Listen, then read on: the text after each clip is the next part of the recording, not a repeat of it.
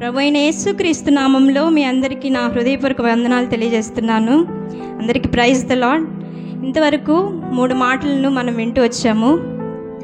4వ మాట యొక్క స్పెషాలిటీ ఏంది అనేది వితిన్ ఫ్యూ మినిట్స్, కొన్ని నిమిషాల్లోనే నేను ముగిస్తాను. మొదటి మాట నుంచి కొంతమంది నిద్రపోయే వాళ్ళు నిద్రపోతానే ఉన్నారు. ఫస్ట్ వర్డ్ ఇంట్రెస్ట్గా వినాలి కదా, అప్పటి నుంచి కూడా కొంతమంది నిద్రపోతానే ఉన్నారు. కాబట్టి ఎక్కువ సమయం తీసుకోను, కొద్ది నిమిషాలే. తర్వాత క్వశ్చన్స్ ఉంటాయి కాబట్టి జాగ్రత్తగా వినాలి, కాన్సన్ట్రేషన్గా కేర్ఫుల్గా వినండి. ముఖ్యంగా స్టూడెంట్స్ అందరూ ఏకీభవించి కేర్ఫుల్గా వినాలని మనం చేస్తున్నాను. 4వ మాట ఏంటి? 3 మాటలు. మొదటి మాట ఏంది? మొదటి మాట, వీరేం చేయుచున్నారో వీరెరుగరు గనుక వీరిని క్షమించుము. 2వ మాట, నేడు నీవు నాతో కూడా పరదైసులో ఉండు. 3వ మాట, అమ్మా ఇదిగో నీ కుమారుడు. 3 మాటలు కూడా ఇతరుల కోసం చెప్పినట్లుగా చూస్తాం కదా. 4వ మాట ఏంటంటే, దేవుడు తన కోసము మాట్లాడినట్లుగా, దేవుణ్ణి ప్రశ్నించినట్లుగా 4వ మాట చూస్తాం. చూద్దామా? మత్తయి సువార్త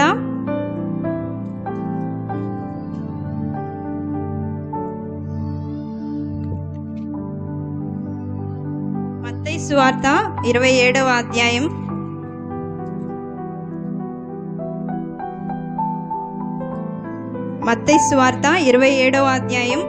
45వ వచనం నుండి 52వ వచనాల వరకు. Matthew chapter 27 verse 45 to 52. ఇక్కడ 46వ వచనం చూస్తే, ఇంచుమించు 3 గంటలైనప్పుడు యేసు ఏలీ ఏలీ లామా సబక్తాని అని బిగ్గరగా కేక వేశాను. ఆ మాటకు నా దేవా నా దేవా నన్నెందుకు చేయి విడిచిదివని అర్థం. ఎలోయ్ ఎలోయ్ లామా సబక్తాని. ఇది ఏ లాంగ్వేజో మీకు తెలుసా? ఈ భాష ఏం భాష మీకు తెలుసా?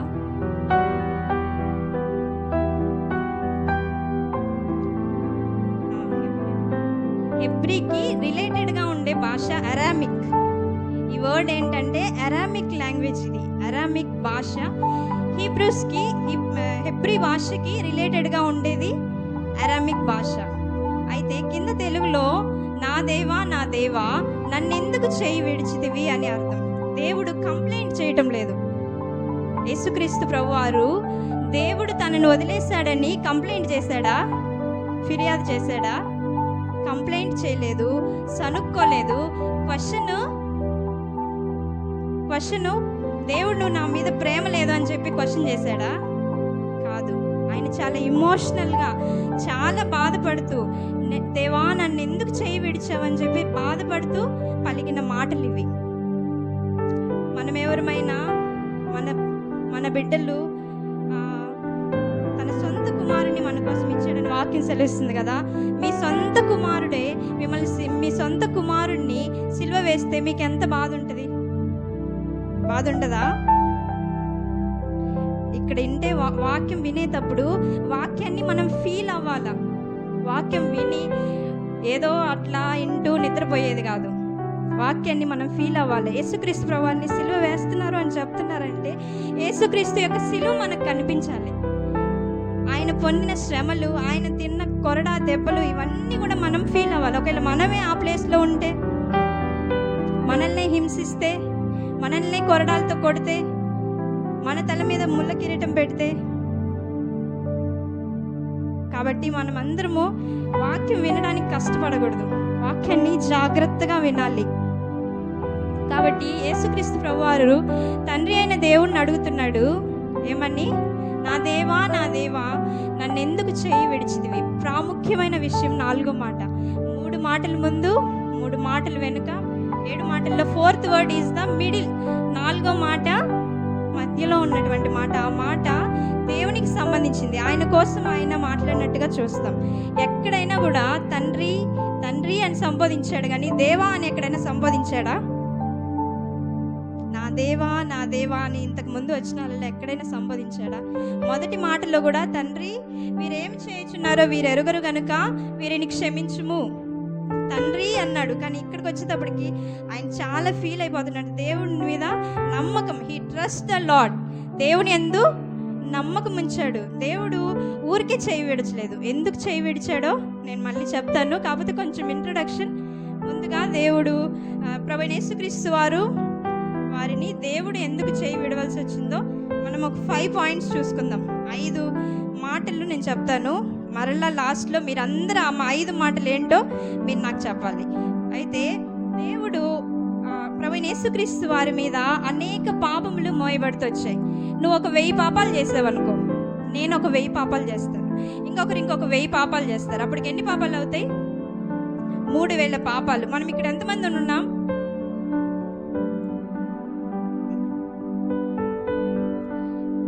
70 మెంబర్స్ ఉండొచ్చు కదా. అంటే 70 మంది 70,000 పాపాలు దేవుడు మోయగలడా? 70,000 పాపాలు దేవుడు మోయగలడా? అంత భారం. ఇక్కడ ఉండే మనమే ఇన్ని పాపాలు చేస్తే సర్వలోకం మొత్తం ఎన్ని పాపాలు చేస్తుండొచ్చు? ఎంతో మంది ఉన్నారు కదా లోకం, మనమేనా ఉండేది ప్రపంచంలో? చాలా మంది ఉన్నారు కదా. అందరి పాపములు దేవుని మీద మోపబడ్డాయి, దేవుడు భరించాడు. ఇంతమంది పాపాలను మోయడం దేవునికి ఎక్కువ భారం అయిపోయింది. ఆ భారంతో వచ్చిన వర్డ్స్ ఇవి. ఏంది? ఎమోషనల్ అయిపోయాడు, బాధపడ్డాడు. నన్ను ఎందుకు చేయి విడిచావు దేవా? యోహాన్ గ్రంథంలో ఉంది కదా, ఏమని? దేవుడు నన్ను ఎప్పుడు చేయి విడచడు అని ఉంది. అయితే అలాంటి దేవుడు మళ్ళీ హెబ్రీ పత్రికలో నిన్ను విడువను ఎడబాయను, I don't leave you nor forsake you, నేను నిన్ను విడువను ఎడబాయను అని చెప్పిన దేవుడు ఎందుకు విడవలసి వచ్చింది? పాత గ్రంథంలో చాలా మందికి దేవుడు తోడుగా ఉంటూ వచ్చినాడు కదా. శ్రమలో నేను అతనికి తోడై ఉండేదును, తోడుగా ఉంటూ వచ్చాడు కదా. అయితే యేసుక్రీస్తు ప్రభువారి దగ్గరికి వచ్చేటప్పటికి దేవుడు ఎందుకు తన చెయ్యిని విడిచిపెట్టాడు? యేసుక్రీస్తు ప్రభువారి యొక్క చెయ్యిని విడిచిపెడుతూ వచ్చాడో మనం చూద్దాం. అయితే యేసుక్రీస్తు ప్రభువారు తండ్రి అయిన దేవుడి నుంచి విడిపోతూ ఆ బంధము, ఆ రిలేషన్, సాన్నిహిత్యం, దేవునికి యేసు ప్రభువారికి ఉన్న సాన్నిహిత్యం కోల్పోతూ వచ్చినాడు. నీ నా కోసమే. దేవునికి తన సొంత కుమారుడైన యేసుక్రీస్తు ప్రభువారికి ఎంతో సాన్నిహిత్యం లేదా? ఫెలోషిప్ లేదా? రిలేషన్ లేదా? నీకు నీ కుమారుడికి ఎంత రిలేషన్ ఉంటుందో, ఎంత సంబంధం ఉంటుందో, దేవునికి కూడా యేసుక్రీస్తు ప్రభువారి మీద అంత రిలేషన్ ఉండదా? ఏ కుమారుడైనా వాళ్ళ నాన్న విడిచిపెడుతుంటే బాధపడడా? ఆ బాధతో, ఆ ఎమోషనల్గా నాకు దేవునికి మధ్య సంబంధం, రిలేషన్, ఫెలోషిప్ ఇంకేదైనా దేవుడి నుంచి నన్ను సపరేట్ చేయబోతుంది అని చెప్పి ఒక్క మాట ద్వారా దేవుడు ఎమోషనల్గా ఫీల్ అయ్యాడు. నా దేవా, నా దేవా, నన్ను ఎందుకు చేయి విడిచిదివి అని అంటూ వచ్చినాడు కదా. అయితే దేవుడు యేసుక్రీస్తు ప్రభువారు ఎందుకు అనవలసి వచ్చింది అని మనం కొన్ని వచనాలు చూద్దాం. సామ్ 22:1, కీర్తనలు 22వ అధ్యాయము 1వ వచనం.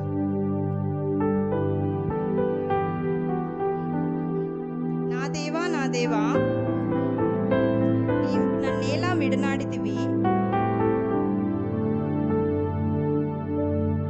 నన్ను రక్షింపక, నా ఆర్తధ్వని వినక నీవేలా దూరంగా ఉన్నావు? ఈ వచనాన్ని నెరవేర్పులోనికి తీసుకొని రావడానికి అది రిలేటెడ్గా ఉందా? నా దేవా, నా దేవా, నీవు నన్నేలా విడనాడితివి. ఈ యొక్క ప్రవచనము నిద్రపోతా ఉంది. ఈ యొక్క ప్రవచనము నెరవేర్చలోనికి రావాలని, ఈ ప్రవచనము నెరవేర్చబడాలని అంటున్నారా? ఈ ప్రవచనము నెరవేర్చబడాలని ప్రభువైన యేసుక్రీస్తు వారిని దేవుడు, తండ్రి అయిన దేవుడు విడవవలసి వచ్చింది. మొదటిగా ఏంటి? మీరు వేసుకున్న కలర్ డ్రెస్ చెప్పి మరి నేను నిద్ర లేపుతా. ఉదయం 9 గంటల నుంచి మధ్యాహ్నం 3 గంటల వరకు దేవుడు ప్రభువైన యేసుక్రీస్తు వారు నీ కోసం, నా కోసం కల్వరి సిలువలో బలియాగం అయిపోతూ వచ్చినాడు కదా. ఆయన రక్తాన్ని అంతా మన కోసం చిందించినాడు కదా.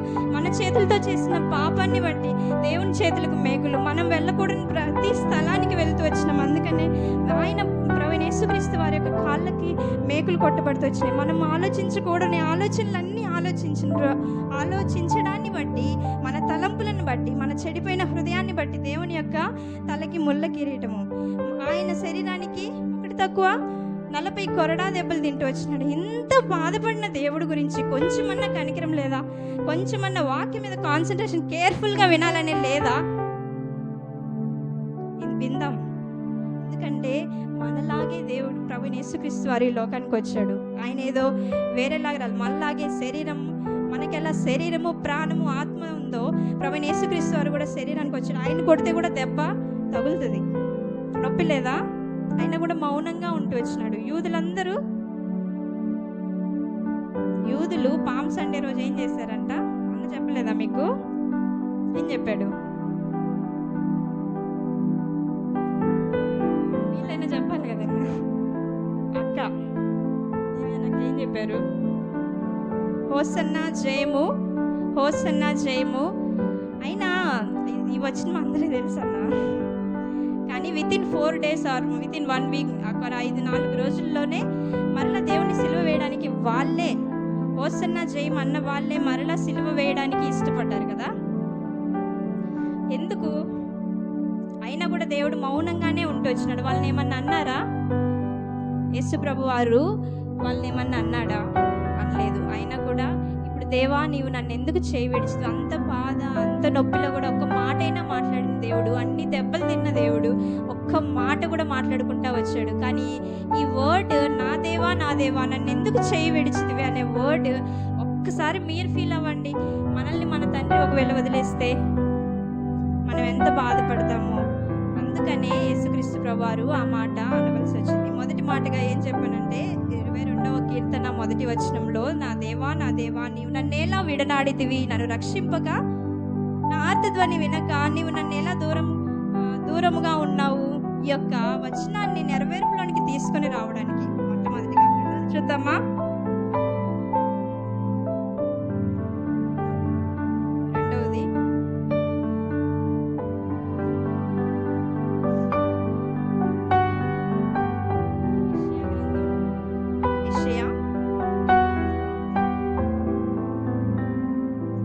యెషయా గ్రంథం 53వ అధ్యాయం, ఐజయా చాప్టర్ 53 verse 6-7.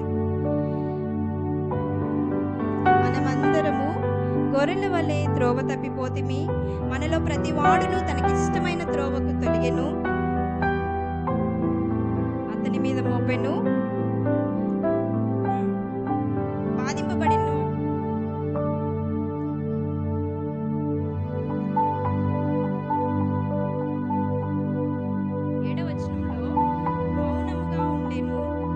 నోరు తెరవలేదు, మౌనంగా ఉండెను అని ఎన్నిసార్లు ఉంది?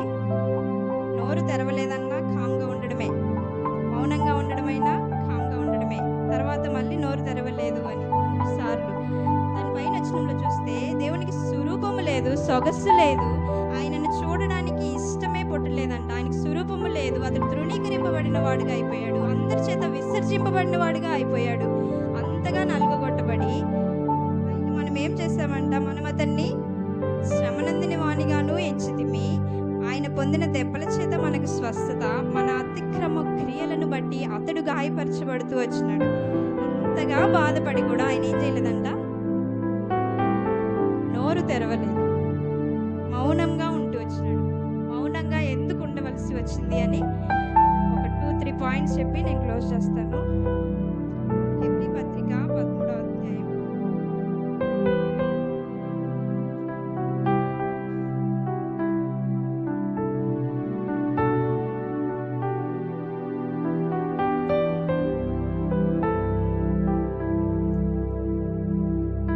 పత్రిక 13వ అధ్యాయం 5వ వచనం, హీబ్రూస్ చాప్టర్ 13 verse 5.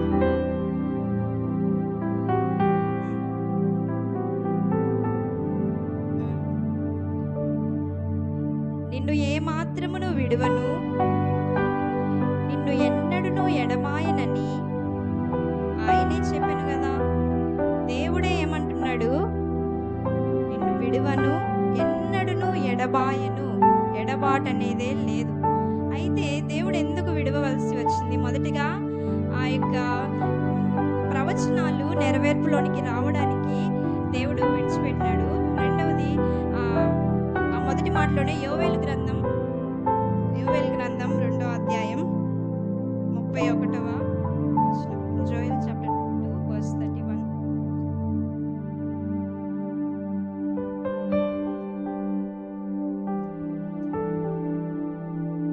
సమూయేలు 2వ అధ్యాయం 31వ వచనం.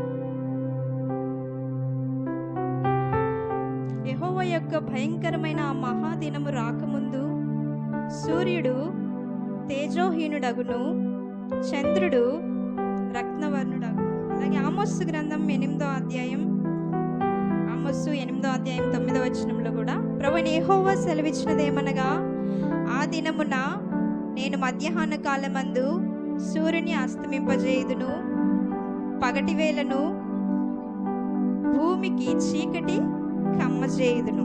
మధ్యాహ్న కాలము ఎక్కడైనా చీకటి వస్తుందా? అంటే మధ్యాహ్నం 12, 1, 2, 3 ఆ ప్రాంతంలో చీకటి వస్తుందా?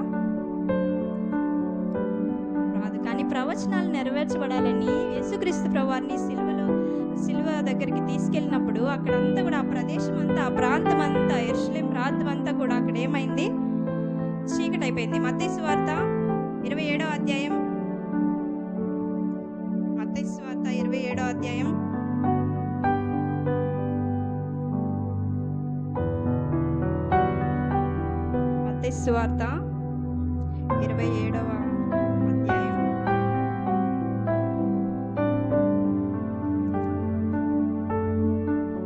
51వ వచనం. అప్పుడు దేవాలయపు తెర పైనుండి క్రింది వరకు 2గా చినిగెను, భూమి వణికెను, బండలు బద్దలాయెను. ఆయన్ని సిలువ వేసేటప్పుడు జరిగిన మూడు కార్యాలు ఏంటంటే, మొదటిది ఏంటి? తెర చినిగిపోయిందంట. తెర ఏంటో మీకు తెలుసా? యెరూషలేం దగ్గర ఒక తెర కట్టేవారంట. అది 60 అడుగుల ఎత్తు, 30 అడుగుల వెడల్పు, 4 అంగుళాల మందం కలిగిన ఒక తెర. 30 అడుగులు వెడల్పు, 60 అడుగులు ఎత్తండి. అంత పెద్ద తెర యేసుక్రీస్తు ప్రభువారిని సిలువ వేసినప్పుడు అంత పెద్ద తెర చినిగిపోయింది. మామూలు కట్టన్ లాంటి చిన్నది కాదు. అది ఎంత ఎత్తు? 60 అడుగుల ఎత్తు, 30 అడుగుల వెడల్పు, 4 అంగుళాలు మందం కలిగిన ఆ తెర చినిగిపోయింది. రెండవది ఏంటి? భూమి వణికెను, బండలు బద్దలాయెను. ఈ యొక్క కార్యాలన్నీ ఎప్పుడు జరిగాయంటే యేసుక్రీస్తు ప్రభువారిని సిలువలోనికి తీసుకుని రాబడినప్పుడు. ఈ యొక్క లేఖనాలన్నీ, ప్రవచనాలన్నీ నెరవేర్పులోనికి రావడానికి ప్రభు అయిన యేసుక్రీస్తును తండ్రి మొట్టమొదటిగా చేయి విడవవలసి వచ్చింది. 2వ కొరింథీయులకు రాసిన పత్రిక 5వ అధ్యాయం 21వ వచనం. 2 Corinthians chapter 5 verse 21.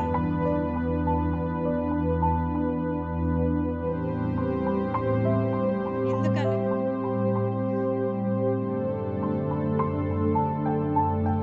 పాపమెరుగని ఆయనను మన కోసము పాపముగా చేశాను. ఆయన పాపియా? ప్రభువైన యేసుక్రీస్తు ప్రభువు పాపి కాదు. ఇక్కడ కూడా పాపి అని రాశారా? పాపముగా చేయబడ్డాడు. ముందేం చెప్పా? మనందరి పాపములు దేవుని మీద మోపబడ్డాయి కదా. మనం చేసిన ఒక 100 కానీ 1000 కానీ ఈ లోకంలో ఉండే ప్రతి ఒక్కరు చేసిన పాపాలన్నీ కూడా దేవుని మీద పడ్డాయి. కాబట్టి యేసుక్రీస్తు ప్రభువారు ఏం చేయబడ్డాడు? మన కోసము, నీ కోసము, నా కోసము పాపముగా చేయబడ్డాడు. ఆయన పాపి కాదు. ఆయన మాటల్లో పాపం లేదు, ఆయన తలంపుల్లో పాపం లేదు, ఆయన బిహేవియర్, ఆయన క్యారెక్టర్ ఎక్కడ కూడా ఆయనలో పాపము లేదు. అయినప్పటికీ ఆయన పాపముగా చేయబడ్డాడు. మన కోసము ఆయన పాపముగా చేయబడ్డాడు.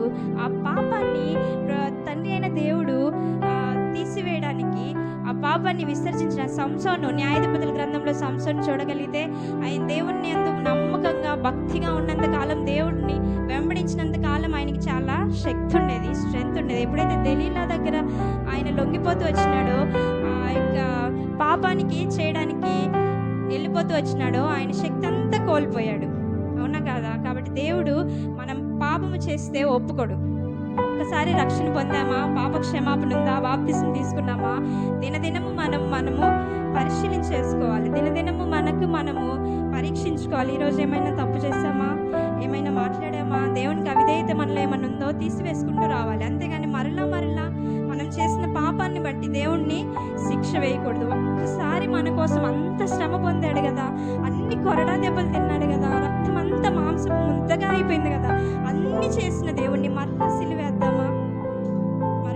వేయకూడదు. కాబట్టి ఎవరైనా రక్షణ పొందని వారు ఎవరైనా ఉంటే ఏంటంటే ఇదే అనుకూలమైన సమయము. నీ పాపాలన్నీ దేవుని దగ్గర ఒప్పుకో.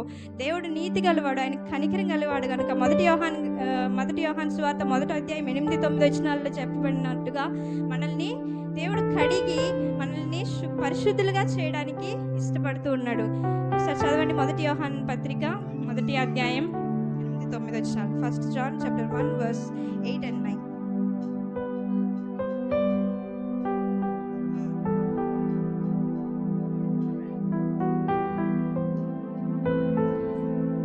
సత్యం ఉండదు. మన పాపములను మనం ఒప్పుకొనిన ఎడల ఆయన నమ్మదగిన వాడు, నీతిమంతుడు గనుక ఆయన మన పాపములను క్షమించి సమస్త దుర్నీతి నుండి మనలను పవిత్రులుగా చేయను. మనము మన పాపములు ఒప్పుకుంటేనే మనకి క్షమాపణ, అవునా కాదా?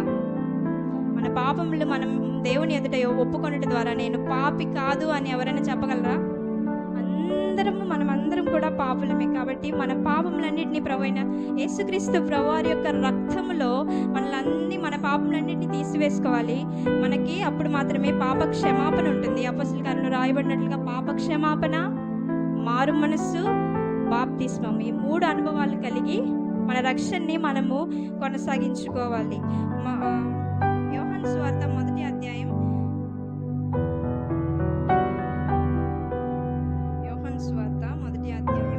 29వ వచనం. John chapter 1 verse 29. మరునాడు యోహాను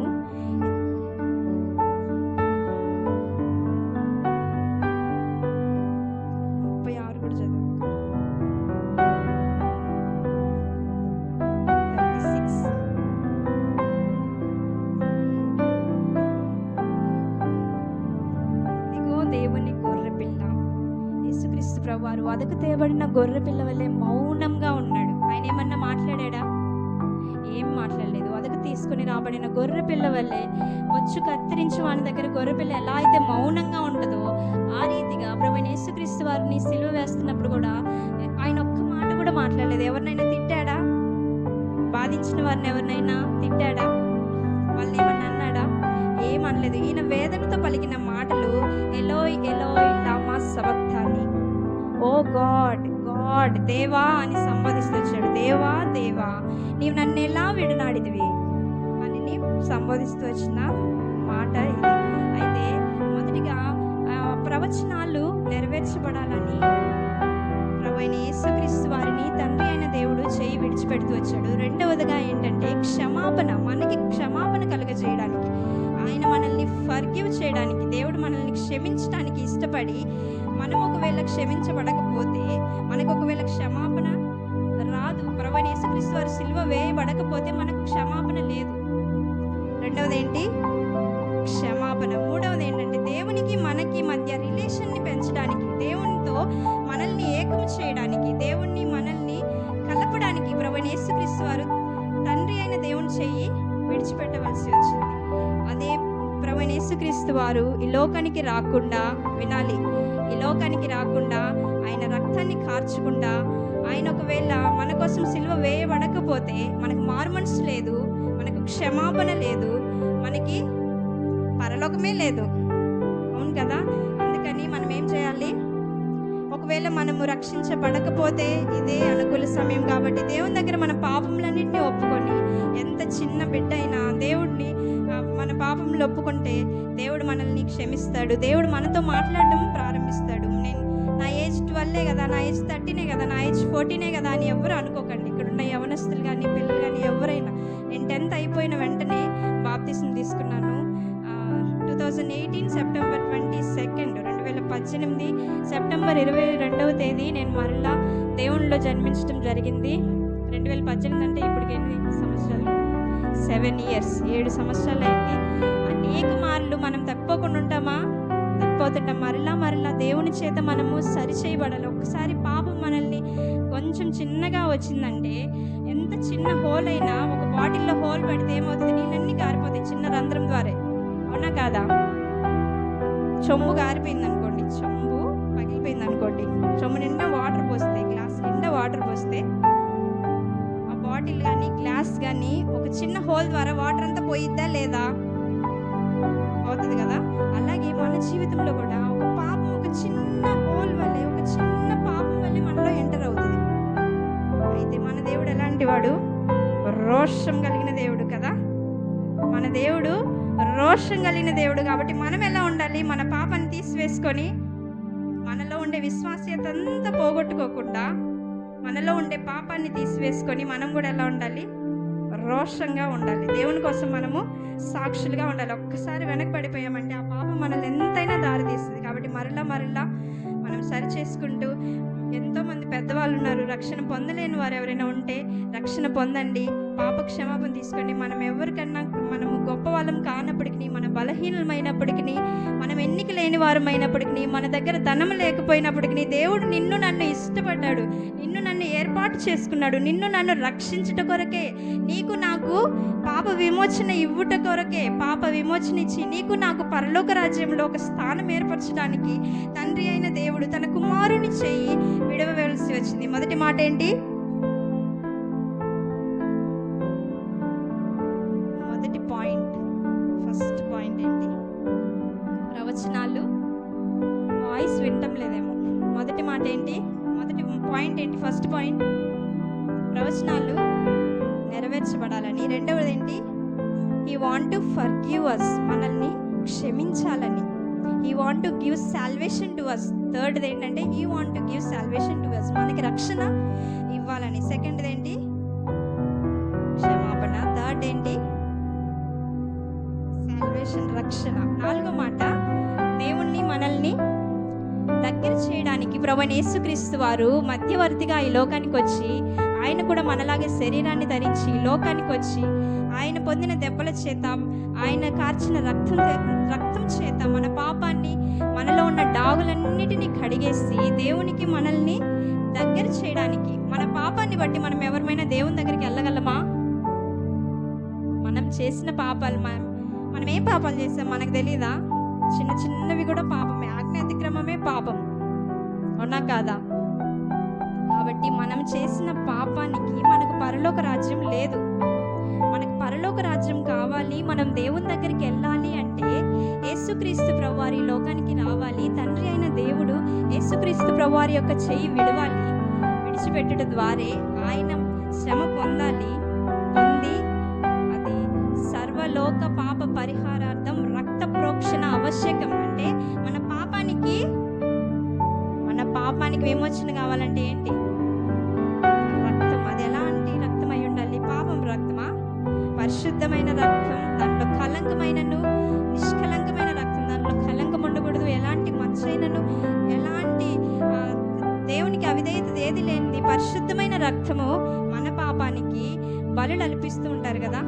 లోకంలో అన్యులైతే బలులు అర్పించి రక్త ప్రోక్షణ చేయగానే వీరి పాపము ఇంతటితో పోయిందని వాళ్ళు అనుకుంటారు. అయితే మనము యేసుక్రీస్తు ప్రభువారి ద్వారా, యేసుక్రీస్తు ప్రభువారి రక్తం ద్వారా మాత్రమే మనకి పాప విమోచన. ఫస్ట్ వర్డ్ ఏంటి?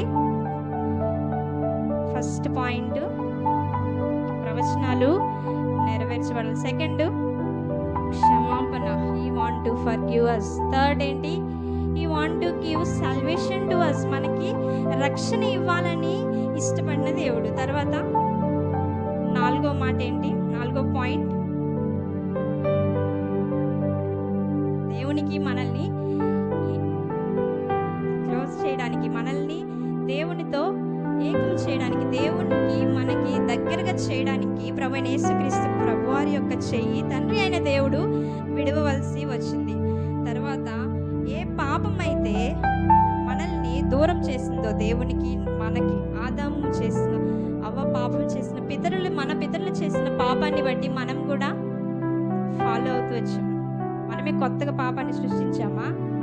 లేదు, మన పితరుల దగ్గర నుంచి ఈ పాపం ఉంది. ఈ పాపాన్ని మనం తీసివేయాలంటే only the way is Jesus.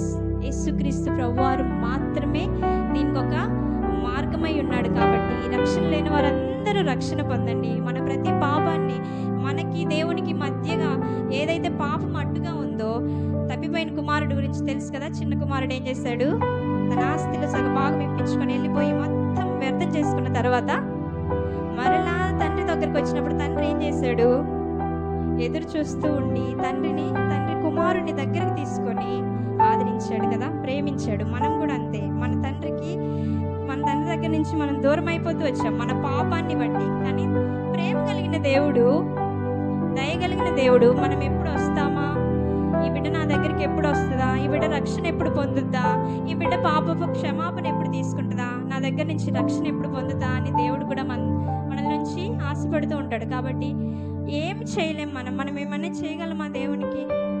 దేవుడు కూడా మన దగ్గర నుంచి ఏమి ఇష్టపడలేదు, కేవలం రక్షణ, మనకి రక్షణ ఇవ్వాలని. అది కూడా మన కోసమే కదా, దేవుని కోసమా?